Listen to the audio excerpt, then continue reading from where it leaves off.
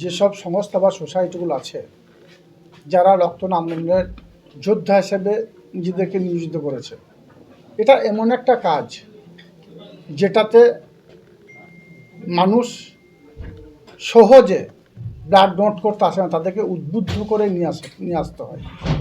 স্বভাবতই এটা খুব কঠিন কাজ, কিন্তু বিনা শ্রমে বিনা পারিশ্রমিকে যারা এই কাজটা করে তাদেরকে উদ্বুদ্ধ করার জন্যই আমাদের এই সম্মেলন।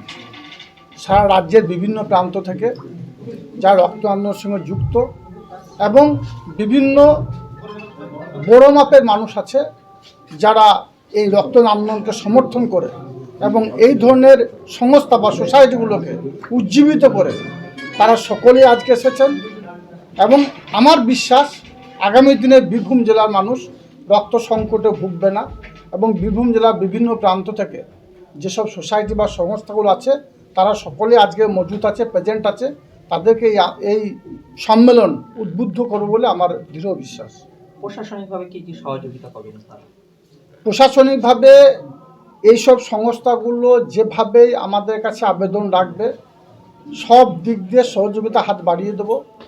কারণ আগেই বলেছি, রক্ত এমন একটা জিনিস যেটা কোনো কম্পিউটারে আবিষ্কার হয়নি, কোনো সায়েন্টিস্ট আবিষ্কার করতে পারেনি। এটাকে মানুষকে বুঝিয়ে তার দেহ থেকে নিতে হয় অন্য একটা মানুষের জীবন দান করার জন্য। স্বভাবতই এই কাজে যারা নিজেদেরকে নিয়োজিত করেছে বা করছে তাদেরকে সব দিক দিয়ে সহযোগিতা হাত আমরা বাড়িয়ে দেবো। বীরভূম জেলা পরিষদের পক্ষ থেকে আমাদের সামনে দায়িত্ব নিয়ে বলছি। বিভিন্ন সময় দেখা যায় যে রক্ত সংকট এবং মানুষজন ছোটাছুটি করছেন, পাচ্ছেন না। এই সম্মেলন থেকে কি সেই কোনো কিছু আলোচনায় উঠে আসবে? সেটার জন্যই আমাদের এই সম্মেলন।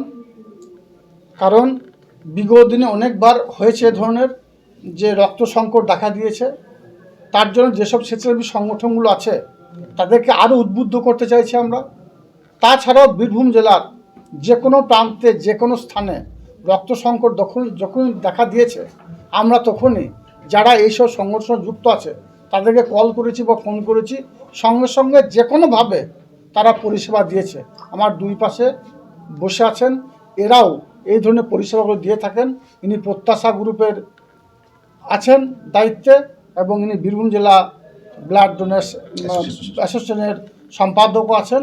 স্বভাবতই আরও যারা স্বেচ্ছাসেবী সংগঠন যুক্ত আছেন তারা সকলেই আজকে এখানে মজুদ আছেন বা প্রেজেন্ট আছেন। দাদা, আরেকটা বিষয় যে গ্রীষ্মের দিনে দেখা যায় বেশি রক্ত সংকট হয়, তাহলে এই রাজ্য সম্বন্ধে সেই সংকটের যার জন্য আমরা পাফুড়িতে আপনাদের জানা আছে টানা 9 দিনে রক্তদান আন্দোলন করেছিলাম বা রক্ত শিবির করেছিলাম। সেখানে প্রায় 2000 ইউনিট বীরভূম, বর্ধমান, মুর্শিদাবাদের কলকাতা থেকেও এসেছিল।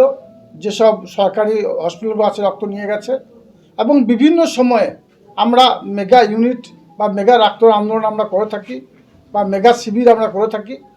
তো যখন রক্ত সংকট দেখা দেবে অবশ্যই আমরা মেগা শিবিরের আয়োজন করব।